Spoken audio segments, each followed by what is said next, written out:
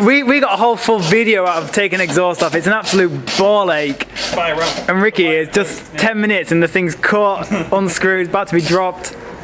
We need to just get a two-post lift. That's what we need. You need a taller garage. I looked into it. My garage is too short. Yeah. Damn. That's the problem. Would be basically off, mate. Kettle's not even finished boiling and it's off. Like, we'd have had 3 brews by now.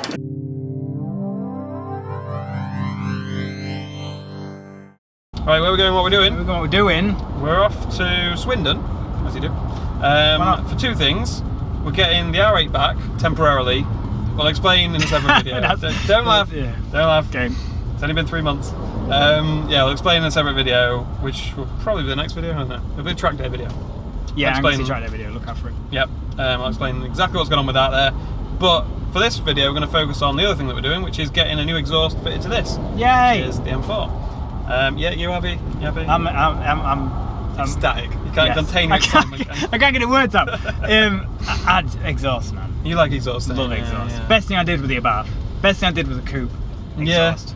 Yeah. You're a big fan of new exhaust, aren't you? Love sound. I think sound's up there ahead of like speed and handling for me. Yeah, see, I'm the opposite. Because like everyone says get a new exhaust for the R8. I'm like, it sounds fine, sis. Okay. Yeah, that'd be like top priority. Yeah. Like instead of supercharged, I'd have been like, yeah, sounds good. 12 grand on exhaust. Yeah. Done. Yeah. Yeah. But anyway, yeah, this. What do you think of the stock exhaust on this? I think it's just missing something. I mean, it doesn't sound bad. On cold start, it sounds horrendous. But once everything's warmed up, once it's warmed up, it sounds good. But it's all like mid and high frequency sounds. If you know what I mean, like it's missing something a bit down low. It's just, it just sounds a bit hollow. I guess the bass is slightly. It just sounds hollow. Now I don't know if the Akrapovic is gonna make it a lot deeper or anything. That's the exhaust we're getting put on it, which is an Akrapovic one. It's not the full exhaust system, it's not like the link pipes and everything, it's just the back box basically in the muffler. So it's not going to make like an absolute insane difference, but it should sound quite different. The good noises the exhaust does make, you lose sat in you don't a lot. Like when we're out filming stuff and you're driving up and down, you're like, that sounds really good. Sounds good, yeah. And then you get in and it's kind of like sound deadened, and then there's that fake stuff going on. The fake sound, which I did mean to disable before we did the exhaust, but I haven't got around to doing it, so yeah, I'll disable that at some point. The only time this exhaust is really loud and you hear it is if you floor it at like low RPMs and then back off the throttle completely, you get like a big pop. Or like, not like a pop, like a, I don't know, I'll play you a couple of clips now. I'll say beforehand, like, you won't be able to tell that much on the video clips how the new one sounds, because it's never very true to life, is it? When you, no, especially, we always say Ferraris, Lambos sound good because you lose bass, you lose a lot of bass, especially if you're watching YouTube on your phone. So that's why like the R8 doesn't sound very good in YouTube videos, because the bass is where it's at. There's a 458 and a V12 Aventador or whatever, or fucking just like screaming high pitch, so that comes across really well.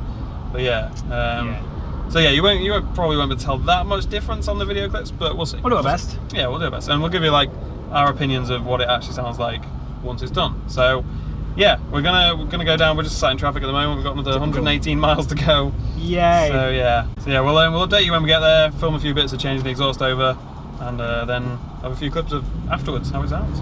Cool. Let's go.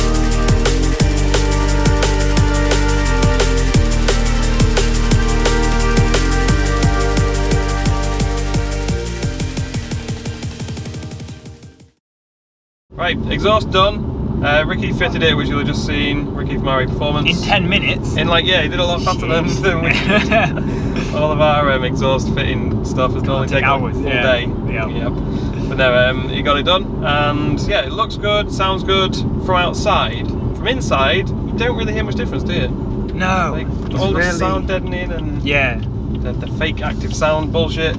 It's hard to. Like windows down through a little village. Yeah. Like, you can really hear it. Yeah. But windows up. We don't hear a lot. And then again, it's just hard to know what's like the active sound system you're hearing and what is the exhaust, and I really need to disable that. Yeah. I was just saying, it's a bit of a fuck about to disable it. You've got to use some dealer software to change things in the ECU, and it's a bit complicated, but I think it's going to be worth doing because I'm sick of just hearing the fake engine sound rather than how the car actually sounds. I mean, it does over like 4.5 towards like 5,000 RPM, like the valves open or whatever, and you really start to hear it then. Yeah, but again, only with windows down, I think.